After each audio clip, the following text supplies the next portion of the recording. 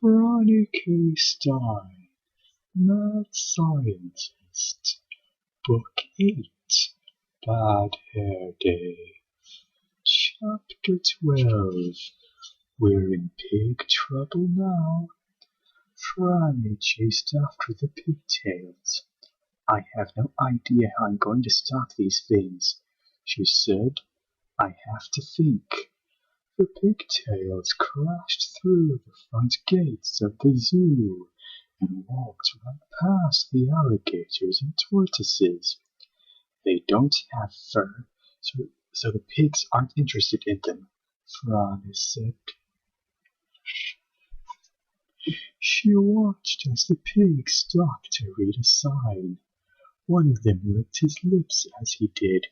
Not the orangutans, Franny whispered as the pigs walked off toward the apes. In desperation, Franny rushed up and grabbed a handful of one of the pigtails. She yanked it as hard as she could. Nobody likes to have their hair pulled. With one mighty swat, the pigtail knocked Franny aside. Franny sat up and groaned. I've really messed up this time. And then she heard scissors snipping, and snipping, and snipping. Franny stood up and stared as she saw a little pink paw holding scissors and snipping its way out of the back of one of the pigtails. It was Igor. He had snipped his way out, and so that the pigtails wouldn't want to swallow him again, he had also snipped off all his hair while he was in there. He stood there and held the scissors proudly. He looked triumphant, pink, and naked. One of the pigtails turned around and looked at him. "You," it said, and kept walking toward the orangutans. Franny ran up and hugged him. "Don't listen to that pig," she said. "You're beautiful." Igor handed her the scissors and pointed at the pigtails. "I can't do much with these," she said. "They're too little, but you're right. We have to do something. After they eat the orangutans, they'll go for the buffaloes and the bears." Igor handed her the backpack of things he'd brought from the lab. Franny dug through it. "I think I have an idea," she said. Chapter 13. Split Ends. The pigs climbed over the fence and into the orangutan enclosure. The orangutans cowered and squealed in fear. One of the pigs reached out a big hairy hoof, grabbed the tiniest orangutan, and lifted it up to its mouth. "This has to work, Igor," Franny said. "We don't have much of this left." She pulled a mascara bottle from the backpack, dipped the tiny brush in the formula, and carefully applied it to Igor's eyelashes. Long, lush lashes erupted from his eyelids. "Now let's see those beautiful puppy dog eyes," Franny said, giggling. Igor began flapping his lashes, and Franny hopped onto his back. The two rose into the sky, lifted by Igor's masterful fluttering. "Head for those pigs," Franny growled. They swooped over and grabbed the orangutan just before the pig could swallow it. "Surrender now," Franny said, "or be glamorized." The pigs hissed at her as Igor flew around and came at them fast. The pigtails lunged and twisted, trying to grab Franny and Igor as they zigzagged around, weaving in and out, until the pigtails fell over on the ground, wriggling and snorting, and gorgeously braided. Igor dived down to the ground as Franny shook a hairspray can. As soon as they got close enough, Franny blasted the pigs with a cloud of hairspray, holding them in that position, unable to move.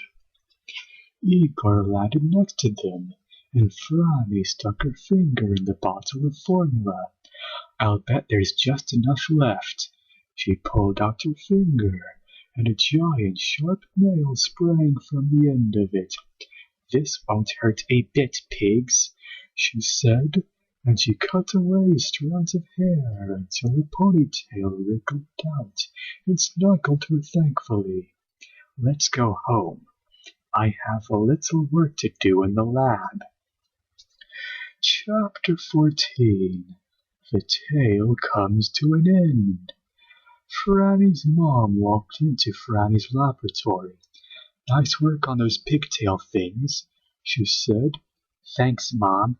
Of course, you probably shouldn't have created them in the first place. Franny laughed. You're right, Mom, but things like that happen to people all the time. Franny shrugged. They don't, Franny. Things like that don't happen to people all the time. Things like that only happen to you. Franny showed her mom a jar with her old pigtails in it. Look, I washed the formula out of some of the leftover hair and constructed brand new pigtails for myself. They're perfectly normal now. I'm going to reattach them. Franny put her pigtails back into place and shook her head to make sure they were stuck. What happened to your ponytail? Mom asked. It wanted to go back to the zoo. I think it fell in love with that baby orangutan. Franny's mom smiled. Oh, and I have a surprise for you, Franny said, and she ran to get something from the closet. She handed her mom a purple fur coat. I used some of the giant pigtails and I made you a fur coat. You can change the style too, just by snapping your fingers.